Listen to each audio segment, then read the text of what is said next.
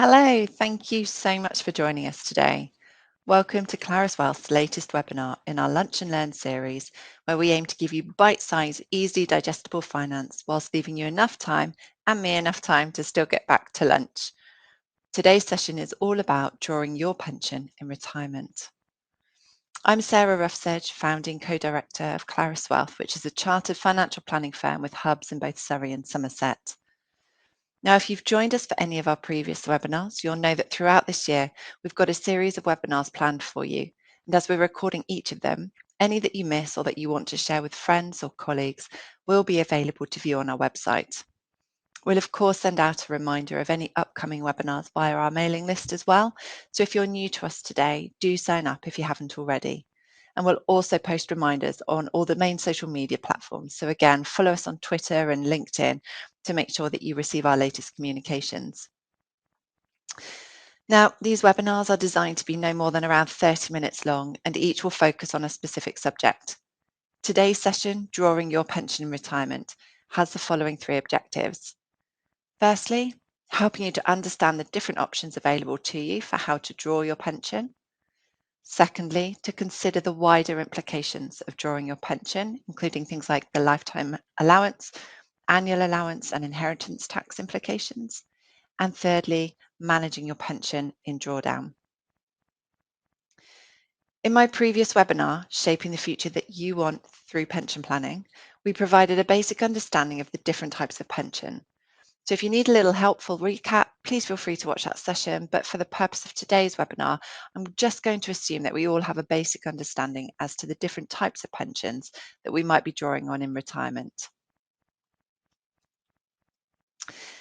Now, as always, before we go any further, just to start with a little bit of housekeeping. So a bit of background about us. Claris Wealth is an independent chartered financial planning firm. We're part of the Best Practice IFA group. Now, clearly, given that this is a public presentation, just bear in mind nothing within it should be considered personal advice, and it's more for general information and educational purposes.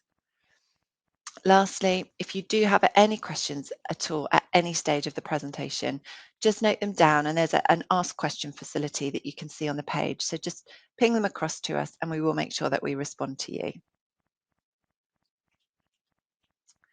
All right, so let's begin today's presentation.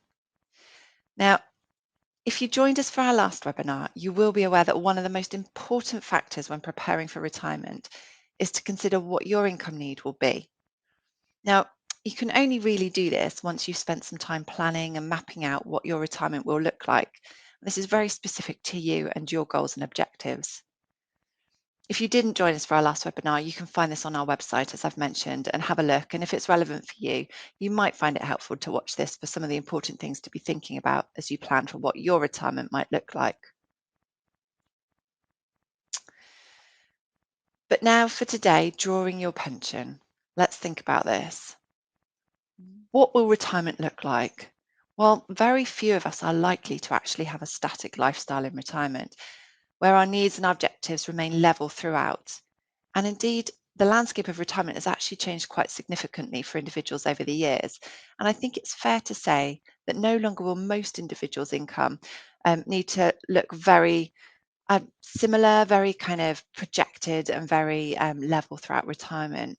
Um, so here, if we look at this graph, if you think retirement happens at the beginning of the graph, so your income that you're used to receiving through your salaried or earnings lifetime will then drop off, your income, your spending will reduce, and then gradually as retirement goes on, your cost of living increases, but actually your spending kind of stays the same throughout retirement.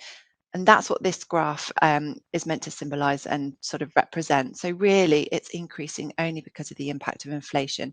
But for all intents and purposes, your spending needs drop once you retire and then kind of stay level throughout retirement. However, I would argue potentially it's more likely to look something like this for a lot of people. And here you can see there are a lot more steps and a lot more different stages, perhaps, to an individual's retirement than traditionally was the case before. Now, you can change the titles and the wording around these different stages for your own retirement. But I would say that generally speaking, lots of people now may find that they have a greater ability and desire to travel, for example, earlier on in retirement. There may be wider family costs that you want to help with that fall at different stages of your retirement. You may decide to take on work either on a part-time nature or back full-time again or not at all. And there are all these other sorts of variables that will be unique to you that might impact how much income you need to draw at different points of your retirement. So it becomes a bit clearer why planning your income from your pension to meet this changing income need can be such a complex area, and perhaps not as straightforward as it once was.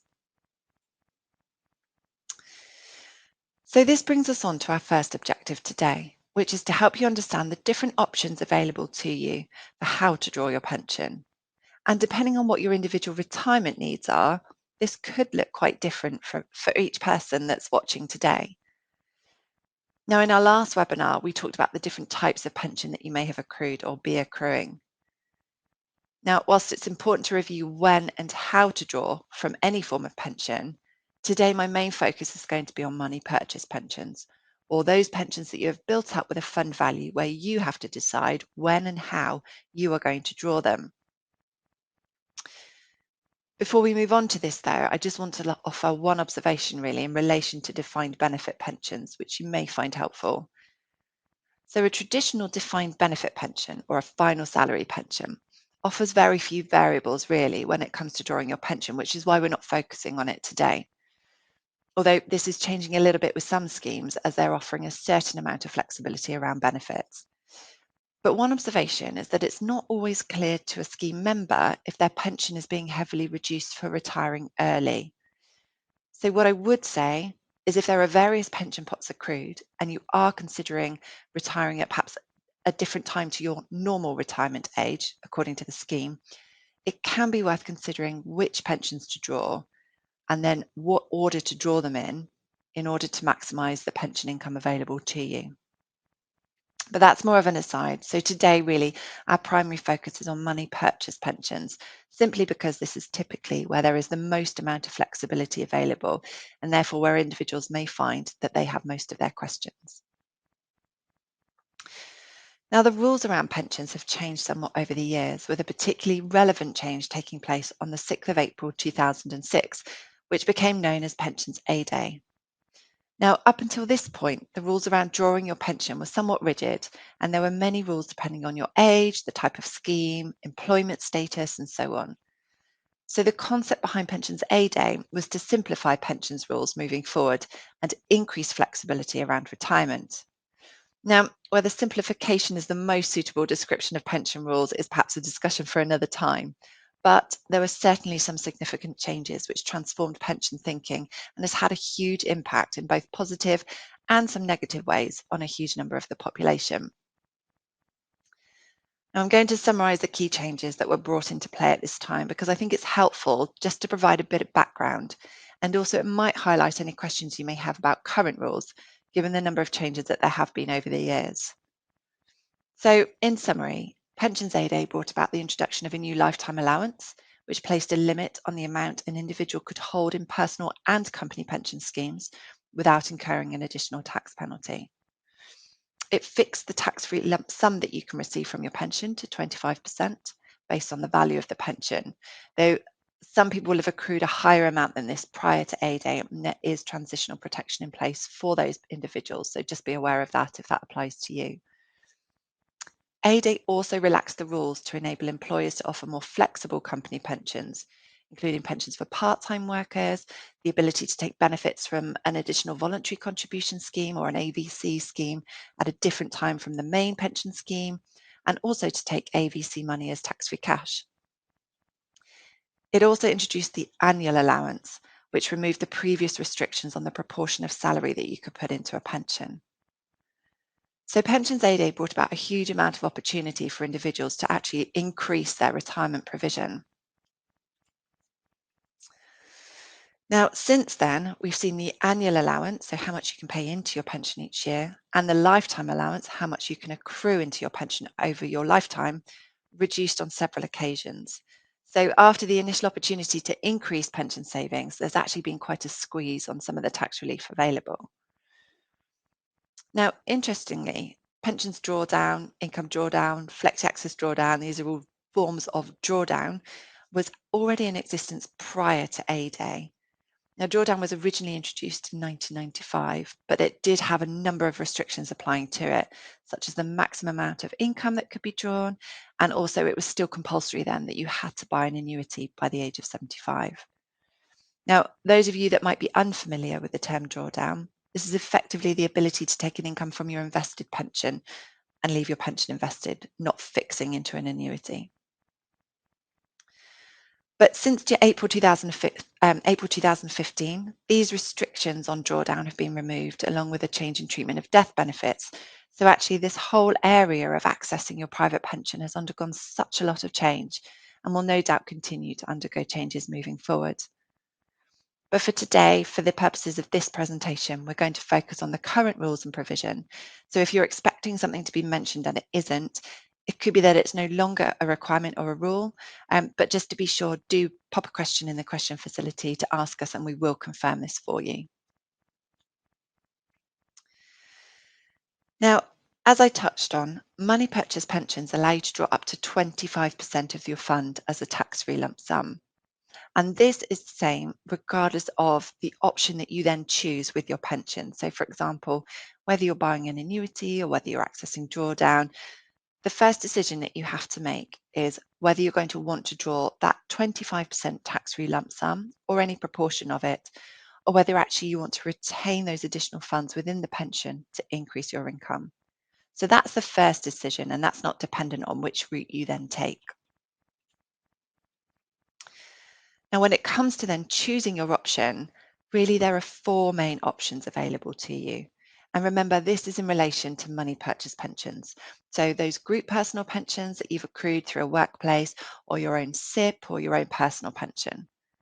Occupational pensions, such as final salary pensions, are governed by slightly different rules. So these options are not applicable to these types of schemes. So let's pick on an annuity as option number one. So traditionally, this was pretty much the only option that you had. And I think the word annuity often carries certain connotations for many people. So let's try and ignore the name annuity for the moment and instead let's think about what this option actually means. So with this option, you effectively take the value of your pension pot and you exchange that for a guaranteed income. So what that means is that what an annuity will do is to provide you with a secure income for the rest of your life. So however old you are when you start drawing your pension, remembering that the current rules don't allow you to draw a pension in normal circumstances before the age of 55, and this is actually increasing to 57 over the coming few years. But choosing this option will mean that you will have an income paid to you for however long you live. It means you will never need to worry whether that income will stop or run out. So it's much like a replacement of salary, but possibly with even more security because with salary sometimes comes the potential of redundancy and you don't have to worry about that with an annuity. Now, if you're purchasing this secured income, there are many variables that you can choose from to tailor the features of your required income to your own needs. So for example, do you want your pension to pay an income to a spouse after your death? Do you want your income to increase each year to keep pace with inflation? Do you want a lump sum to be paid to your beneficiaries after you die? There are these kinds of factors that you need to consider when buying an annuity. You can also further personalise an annuity to you and any health factors that are relevant to you, and these will be taken into account. And sometimes they can enhance the annuity income that you're able to receive. Now, as far as I can think, annuities are the only income solution available to you if you want a secure income where you know exactly how much income you'll receive, guaranteed for the rest of your life, much like a scheme pension from a defined benefits pension scheme. So when you think about it like that, if you take out the word annuity and you think about a secured, guaranteed income, it sounds great, doesn't it? So in that case, what are the drawbacks and what are the reasons that may mean an annuity is not the right option for you? Well, in the majority of cases, and generally speaking, once you've purchased your annuity, you can't change the features, and so you're locked in to those chosen at outset. So, for example, if you have a spouse and you want to make provision for them, perhaps they don't have enough pension income of their own, but you find that sadly, several years into receiving your annuity, your spouse predeceases you, you can't then remove that spouse annuity option.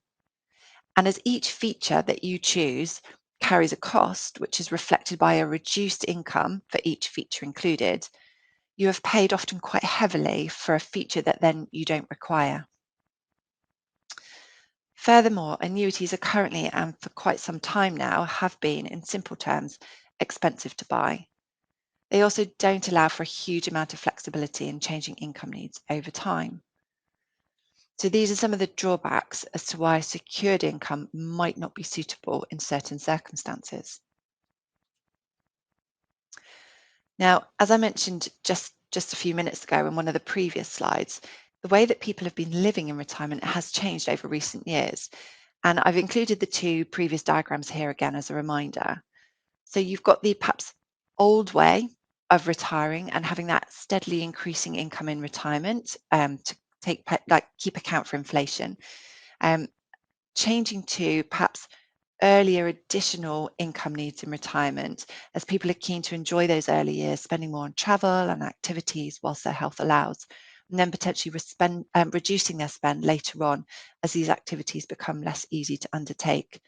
Again, with a potential increase later in retirement as costs increase, for example, towards care costs and things like that. So an annuity which was traditionally designed to increase with inflation in order to maintain your purchasing power throughout retirement is somewhat rigid and so may not facilitate this changing income need, which often many people seem to need nowadays. Now, I'm going to give you an example on the next slide. It's going to bring in some real life annuity rates, which obviously they will change all the time. And if you're looking to purchase an annuity, I highly recommend that you get a personalised quote for you. So these are just an example based on a fund value of £500,000 for a male with no health conditions, age 67, married with a wife 3 years younger than him. And these are some of the income options that could be available if he was to look at buying an annuity.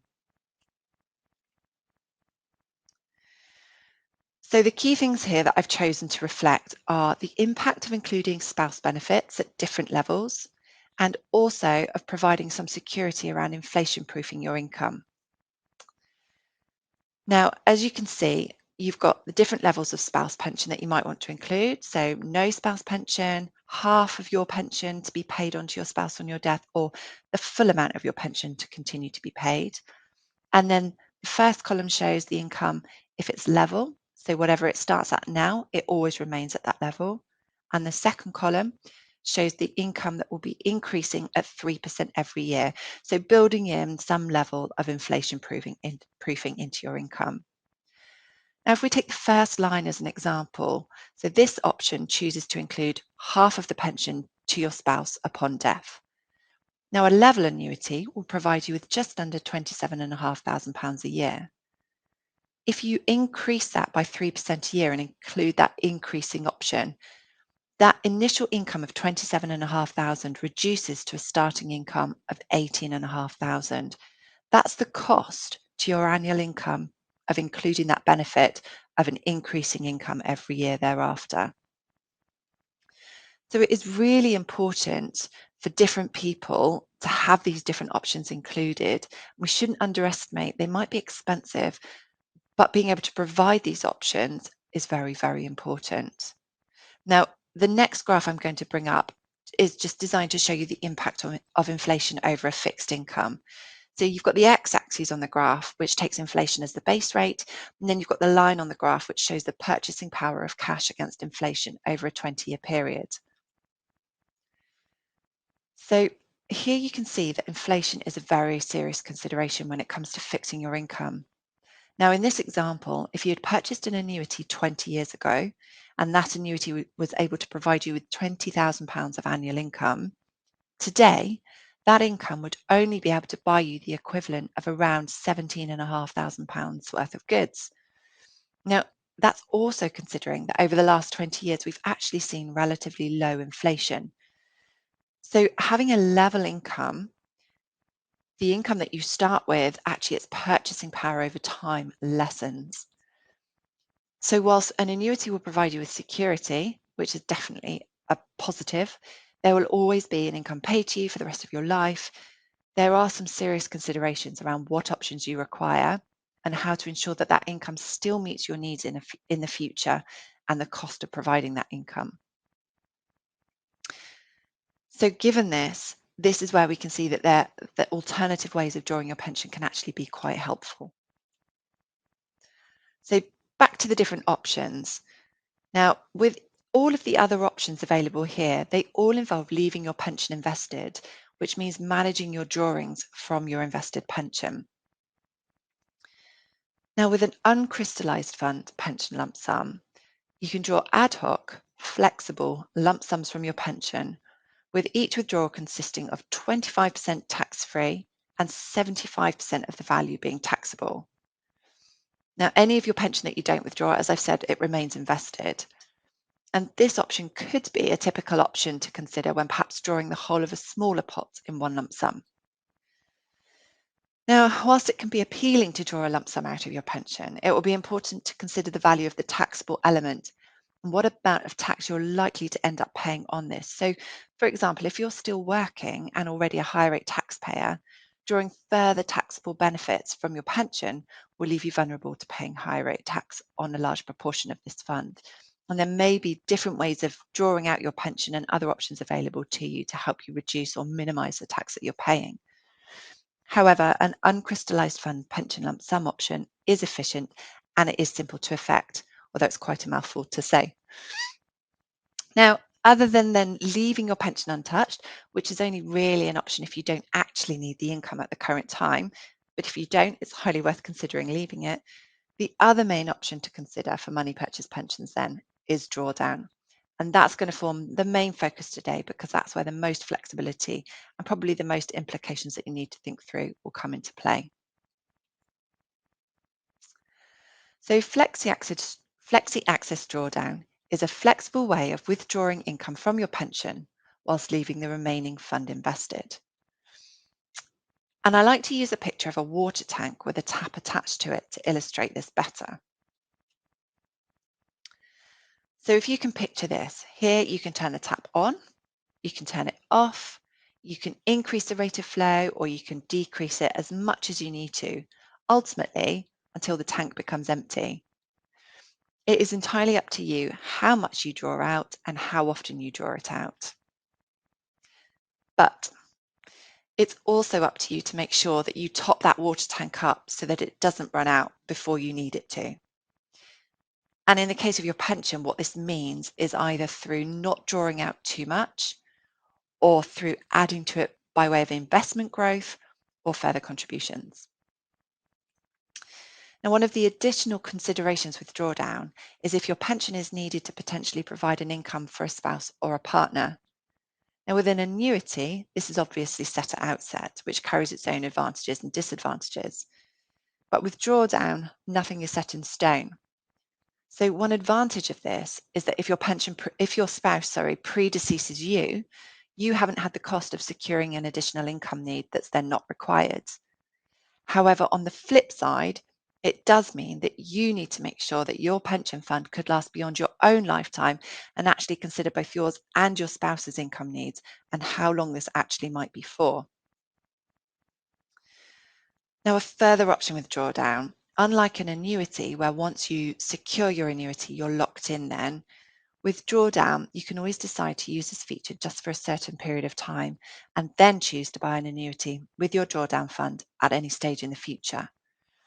And this might be of particular benefit if, for example, your health declines in the future, which could have the effect of increasing the annuity rate available to you. So that provides a bit of an overview as to the main options available to you when it comes to drawing your pension. Now, what I want to do now is consider the wider implications of drawing your pension and then managing your pension in drawdown. And in many people's situations, and certainly for our clients who have undertaken financial planning ahead of their retirement with us, pensions are not the only source of income in retirement. And so planning what retirement pot to draw your income from and in what proportion and in what order will be really important, especially where there are wider matters to consider, such as the lifetime allowance, your income tax position, and any potential inheritance tax liability as well. So let's think about these allowances. So currently we've got two key allowances that are important to consider with regards to your pensions. These are the annual allowance and the lifetime allowance. Now, the annual allowance plays a bigger part when it comes to accruing your pension, but it's important to consider when drawing down your pension as well. Currently, the annual allowance is £40,000. So this means that for most people, they're able to pay in up to £40,000 a year into their pension, subject to having earnings of at least this amount. Now, higher earners suffer a reduced annual allowance, but as this webinar is focused on drawing your pension, I won't go into that level of detail here.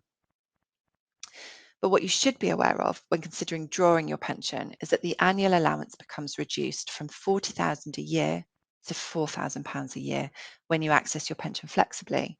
And for all intents and purposes, this means when accessing your pension by way of a drawdown or by way of uncrystallised fund pension lump sum.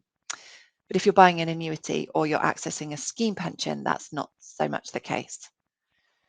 Now, this is important to note because the times when this may be a problem is if you're accessing your pension to facilitate a one-off short-term income need, for example, to repay your mortgage or take a break from work for a short period of time, that sort of thing where your earnings potential may carry on in the future. But if you access income from your pension in these ways, your future option to further build your pension are greatly reduced. So just be aware of this and don't get caught out by it. Now, at the other end of the scale, we've got the lifetime allowance, so how much you can accrue within your pension. And this is less concerned about how much you put into it. So it really is about the value of your pension when you come to access it. Now, us pension techies tend to refer to the stage that you take benefits from your pension as a crystallization event. But what that effectively means is that you're converting your pension from being untouched into a broken state, or more commonly, that the tax-free element has been taken, meaning that everything remaining is now taxable upon drawing it. Now, the lifetime allowance has been reduced further and further over the more recent years, and today it sits at just over £1,073,000. And if we think back to the annuity examples that I gave earlier, where we talked about how much a £500,000 pot could buy you as an annuity income, £1 million in pensions doesn't actually buy you very much income for retirement. Now, I would say particularly if you've been used to earnings in excess of, I don't know, around £50,000.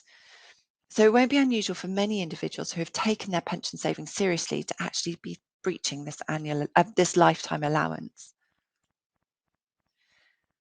So the lifetime allowance charge is only actually payable once you have crystallised 100% of your lifetime allowance. And at this point, the charge will either be 25% if you decide to designate your remaining pension to being drawn as an income, or 55% if you choose to take the remaining amount as a lump sum. Either way, clearly it's no small charge. There are several things to look out for when it comes to the lifetime allowance, and one of these might be if you've got multiple pension pots. You might want to consider the order of drawing on these. So with defined benefit schemes, different schemes will offer different ways of paying the lifetime allowance charge. Some will offer to actuarially reduce your income. Others will deduct the charge from any tax-free cash before paying it out. With money purchase pensions, you will need to decide whether you are going to draw your benefits as an income or as a lump sum, and you'll then suffer the appropriate tax rate and can arrange for this to be paid from your pension. Now, inheritance tax is another important consideration. And with high house prices at the level that they are, a lot of estate values are more likely to breach the inheritance tax threshold more easily. So it can be a good strategy to use your accrued assets, such as your savings and your investments, using those as an income source to help reduce your estate, noting that pensions can be passed on to your beneficiaries, usually free of inheritance tax. Now, all of these pots, your pensions, your savings, your investments, they're all simply different pieces of the puzzle when it comes to combining a balance of different income sources to create a nice tax efficient, well-rounded income stream. Actually, as a side note on pensions and inheritance tax, a little bit of housekeeping. Do make sure that you've completed up-to-date nominations with any pension provider. This will help to ensure that your pensions remain free of inheritance tax. Well, those are the rules. You can't give a binding direction for your death benefits, but you can ensure that the pension trustees have an up-to-date record of who you would like to receive your pension benefits. Now, clearly, tax isn't the only consideration. So, if it's really important to you that a binding decision is given for wider circumstantial reasons, then this can be done. But I would say it's probably helpful to seek advice on this and the best way to do it if this is important for you. Now, alongside tax management, when utilising drawdown as a method of providing income, you've got this additional factor to consider with regards to how to manage the investments within your pension during drawdown. So, not just how much income to draw, but also how to invest appropriately. And I mentioned earlier that the responsibility of ensuring your pension doesn't run out then sits on your shoulders if you utilise drawdown. And this is very different from an annuity or a scheme pension. Now, a seemingly large pension pot at the start of retirement without due care and sometimes unfortunate circumstances could become depleted over the course of retirement, with the worst case scenario being that it could run out at some point during your retirement. Now, the impact of this for some could be that they're left with only their state pension to fund the rest of their retirement, or it could force you to sell your home to release some cash, which, as an aside, isn't often as much as perhaps individuals initially think it might release. And it can come at a time when actually you're not ready to consider this emotionally or really able to cope with this sort of decision making. Because this is really important to just take this side of things really carefully and consider the best way forwards for you. So let's think about some of the risks then and some of the considerations that you might need to take on board if you choose to utilize drawdown. So balancing the right level of investment risk. Here we consider how much should your pension grow by each year to sustain the level of income that you need? How much can you afford for it to temporarily fall in value? How long can you sustain a fall in value of this nature for? All of these are really important when considering investments and the right sort of investment that you should be holding within your drawdown contract. Another area to consider is inflation risk. And we've talked a bit about inflation and the risk that entails when it came to buying an annuity. And you need to ensure with your drawdown pension that it's growing with sufficient value to be able to generate the income that you need that will keep pace with inflation over the course of your retirement. Now, there's also the risk and the temptation, really, of seeing your pension as an open ended bank account. And as I've said previously, a pot of money that initially seems vast can easily be reduced, and then not understanding the impact that ad hoc lump sum withdrawals can have on your pension and the longevity of your income. That's really important to consider, and it can be quite difficult to understand the impact of that over the long term. And then finally, not knowing how long that you will live for. Now, if this was a known, clearly it would help in knowing how much of your pension you could spend each year between now and that date. But obviously, nobody has a crystal ball, as we often say, and knowing that period of time, it is an unknown. And so planning and making educated decisions around how to plan for that period of time is really important. So if you are considering drawdown as a retirement income option for you, it will be vital that you consider how you'll put the right measures in place across all these different areas of risk to ensure that you outlive your pension rather than the other way round, and make sure that it's able to provide you with this income that you need throughout your retirement. Clearly, a lot to think about. Now, the lunch bell is calling. My tummy is rumbling. I don't want anyone to hear that, and I'm sure you're all hungry too. I appreciate I've skimmed over quite a lot of information here, and there may be areas that you would appreciate going into more depth into. And if that's the case, please don't hesitate to get in touch. But before we go, I'll just recap over the areas that we've touched on, just to remind you of the things that we've covered today. So we've looked at how our income needs can change over the course of our retirement. We've looked at what it means to buy an annuity, some of the advantages and some of the disadvantages of this option, particularly given the impact of inflation over time. We've also considered how to access pensions flexibly by way of uncrystallised fund pension lump sums and drawdown, and the additional factors to consider if utilising either of these options. Finally, I've touched on the annual allowance, the lifetime allowance, and the impact of inheritance tax, which are really important things to consider when looking at your retirement income options, and then how to manage your pension in drawdown, the things to consider if you choose drawdown. I hope that that's been helpful. Of course, a financial planner can help coordinate all the things that we've talked through and help you to personalize a plan for your circumstances. And do get in touch if that's something that you would like a little bit of help with and you'd like to explore further. We'd love to hear from you. Thank you so much for joining us today. I hope that you found this session helpful. Enjoy your lunch, and we look forward to seeing you at our next event.